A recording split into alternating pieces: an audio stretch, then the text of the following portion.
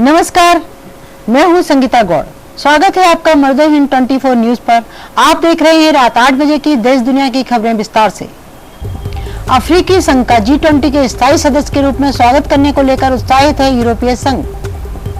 यूरोपीय संघ ने शुक्रवार को कहा कि वह नई दिल्ली में होने वाले G20 शिखर सम्मेलन में समूह के स्थायी सदस्य के रूप में अफ्रीकी संघ का स्वागत करने को लेकर उत्साहित है।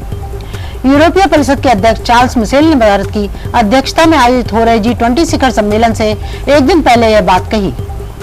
मिशेल ने एक संवाददाता सम्मेलन को संबोधित करते हुए कहा, यूरोपीय संघ G20 के स्थायी सदस्य के रूप में अफ्रीकी संघ का स्वागत करने को लेकर उत्साहित है। प्रधानमंत्री नरेंद्र मोदी ने जून में G20 नेताओं को पत्र लिखकर नई दिल्ली में होने वाले शिखर सम्मेलन में अफ्रीकी संघ को इस समूह की पूर्ण सदस्यता दिए जाने की पैरवी की थी। G20 समिट को लेकर उत्साहित हैं राष्ट्रपति जो बाइडेन।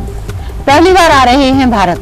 अमेरिकी राष्ट्रपति जो बाइडेन का दौरा करने के लिए पूरी तरह तैयार हैं और नई दिल्ली में G20 शिखर सम्मेलन में वह जिन महत्वपूर्ण पहलों का समर्थन करेंगे उन्हें लेकर वह बहुत उत्साहित हैं। व्हाइट हाउस के वरिष्ठ अधिकारी 80 वर्षीय राष्ट्रपति बाइडेन की सोमवार और मंगलवार को संक्रमण की जांच की गई, लेकिन जांच में संक्रमण की पुष्टि नहीं हुई। व्हाइट हाउस ने कहा कि 2 बार जांच में राष्ट्रपति में संक्रमण की पुष्टि नहीं हुई है और भारत के लिए उनकी यात्रा योजना में कोई बदलाव नहीं हुआ है। भारत के खिलाफ नेपाल को बहका रहा था चीनी राजदूत। पूर्व मंत्री ने टोका तो नेपाल कांग्रेस के पूर्व मंत्री और सत्तारूढ़ नेपाली कांग्रेस के सह महासचिव महेंद्र यादव पर जानलेवा हमला हुआ है। यादव ने चीनी राजदूत के बयान को लेकर अपनी हद में रहने की चेतावनी दी थी। वो रिपोर्ट्स क्लब में मीडिया को संबोधित कर रहे थे, बाहर निकल रहे थे, तभी उन पर एक शख्स ने खुखरी से हमला किया और उनकी गर्दन काट दी। हमले के बाद खून से लथपथ महेंद्र यादव को इलाज के लिए ट्रॉमा सेंटर ले जाया गया है, जहां उनकी हालत काफी गंभीर बताई जा रही है। काठमांडू पुलिस ने यादव पर हुए इस हमले की जानकारी दी। काठमांडू के एसपी कुमुद ढुंगेल ने बताया, यादव पर एक 45 वर्षीय शख्स ने खुखरी से प्रहार किया। इस शख्स का नाम श्याम सापकोटा बताया जा रहा है। पुलिस ने हमले के आरोपी को गिरफ्तार कर लिया है। जालौर जिले के चारगढ़ पर 10 साल से खिल रहा कमल, बीजेपी को कैसे शिकस्त देगी कांग्रेस। भारतीय जनता पार्टी बीजेपी की ओर से राजस्थान में परिवर्तन संकल्प यात्रा निकाली जा रही है। बीजेपी की परिवर्तन संकल्प यात्रा शुक्रवार 8 सितंबर को 2 बजे जालौर जिले में प्रवेश करेगी। यहां से 9 सितंबर को रानीवाड़ा होते हुए सिरोही जाएगी। जालौर में प्रवेश के दौरान बिशनगढ़ में एक जनसभा का आयोजन किया जाएगा। इसके बाद आहोर विधानसभा क्षेत्र से होते हुए मंडोली पहुंचेगी, जहां रात्रि विश्राम के बाद भीममाल, सांचौर, रानीवाड़ा विधानसभा क्षेत्र से गुजरेगी। इस परिवर्तन यात्रा का जिले की जनता पर कितना असर पड़ेगा, यह तो आने वाले चुनाव में ही पता चल पाएगा। लेकिन पिछले लगातार 2 विधानसभा चुनाव में जिले की 5 में से 4 सीट बीजेपी जीतती आ रही है।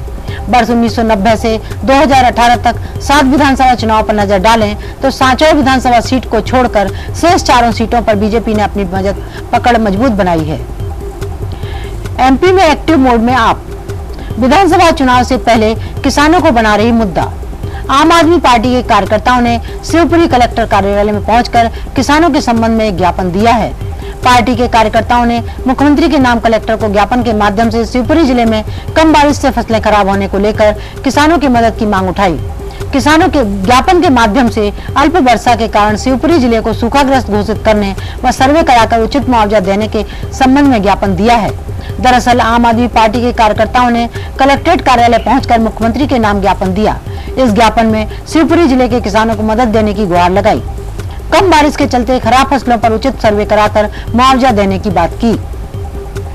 राजस्थान विधानसभा चुनाव में गेम चेंजर है ये 82 सीटें। यहाँ उम्मीदवारों का भविष्य तय करते जाट और किसान। राजस्थान में विधानसभा की 82 सीटें ऐसी हैं जो बेहद महत्वपूर्ण हैं। इन सीटों पर जाट और किसान बहुसंख्यक हैं। ये जिस पार्टी के समर्थन में होते हैं उसके लिए चुनाव के फाइनल नतीजे निर्णायक साबित हो सकते हैं।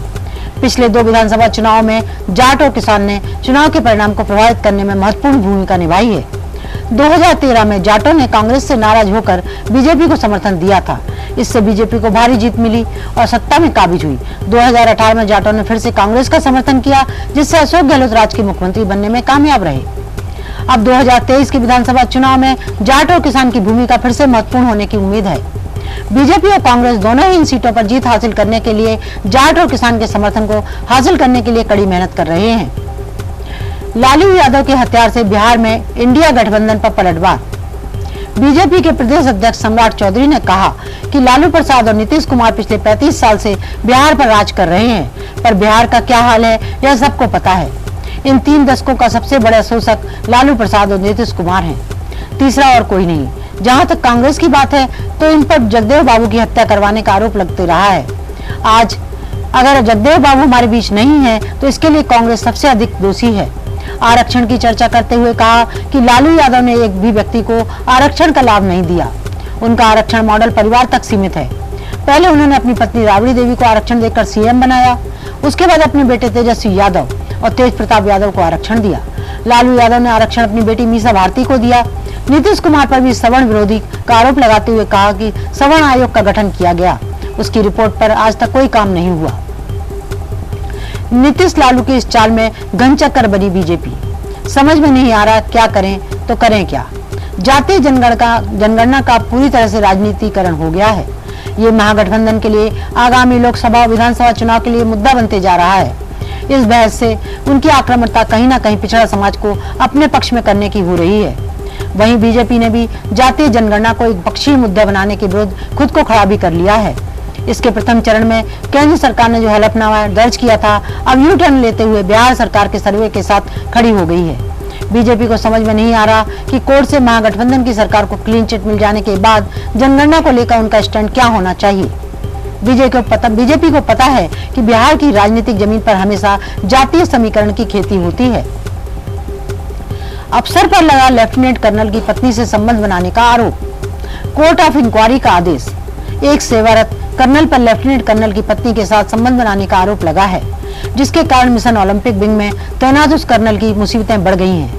इंडियन आर्मी ने जांच के लिए कोर्ट ऑफ इंक्वायरी का आदेश दिए हैं। आपको बता दें कि अपने अधीनस्थ की पत्नी या फिर साथी सैनिकों की पत्नी से संबंध रखने के आरोप में सेना बड़ी और कड़ी कार्रवाई करती है। कई मामलों में तो आरोपी अधिकारियों को कोर्ट मार्शल के बाद सेवा से बर्खास्त तक कर दिया गया है। बताया जा रहा है कि महू में military college of telecommunication engineering में तैनात एक लेफ्टिनेंट कर्नल की शिकायत के बाद मुख्यालय सेंट्रल कमांड लखनऊ ने पूरे मामले की जांच के आदेश दिए। लेफ्टिनेंट कर्नल की शिकायत पर कार्रवाई करते हुए आरोपी कर्नल को नजदीकी गिरफ्तारी में रखा गया है। साथ ही उसके डिजिटल सामान, लैपटॉप, मोबाइल फोन आदि को जब्त कर और सील कर दिया गया है। वहीं आरोपी कर्नल का कहना है कि उनके और उनके परिवार के डिजिटल सामान को जब्त करने के लिए झूठे आरोप लगाए जा रहे हैं। राष्ट्रपति द्रौपदी मुर्मू के रात्रि भोज में खड़गे को नहीं मिला निमंत्रण। कांग्रेस पार्टी ने जताई नाराजगी। कांग्रेस अध्यक्ष मल्लिकार्जुन खड़गे, जो राज्यसभा में विपक्ष के नेता हैं, को शनिवार को राष्ट्रपति द्वारा आयोजित रात्रि भोज के लिए आमंत्रित नहीं किया गया है। खड़गे के कार्यालय से के सूत्रों ने IANS को बताया कि उन्हें अब तक शुक्रवार सुबह राष्ट्रपति द्वारा आयोजित रात्रि भोज के लिए आमंत्रित नहीं किया गया है। इसके पहले बुधवार को कांग्रेस के एक सूत्र ने कहा था कि राष्ट्रपति द्वारा आयोजित रात्रि भोज के लिए कई केंद्रीय मंत्रियों और मुख्यमंत्रियों को आमंत्रित किया गया है, लेकिन खड़गे को निमंत्रण नहीं भेजा गया। उन्होंने यही भी कहा कि रात्रि भोज के लिए पूर्व प्रधानमंत्री मनमोहन सिंह को आमंत्रित किया गया है। G20 शिखर सम्मेलन इस साल भारत की अध्यक्षता में 9-10 सितंबर को नई दिल्ली में आयोजित किया जा रहा है। इस सांस्कृतिक कार्यक्रम में दुनिया भर से 400 मेहमान हिस्सा लेंगे। इसमें 78 कलाकार देश की संगीत विरासत को मेहमानों के सामने पेश करेंगे। 34 हिंदुस्तानी कलाकार, 18 कर्नाटक और 14 लोक वाद्य यंत्रों का उपयोग करेंगे। 3 घंटे की प्रस्तुति के लिए देश भर के कलाकार 31 अगस्त से ही तैयारी कर रहे हैं। नमस्कार, आप देश दुनिया की ताजा खबरें देखने के लिए हमारी वेबसाइट www.motherhind.com को लॉगिन कर सकते हैं। आप हमें फेसबुक, इंस्टाग्राम पर भी फॉलो कर सकते हैं। धन्यवाद।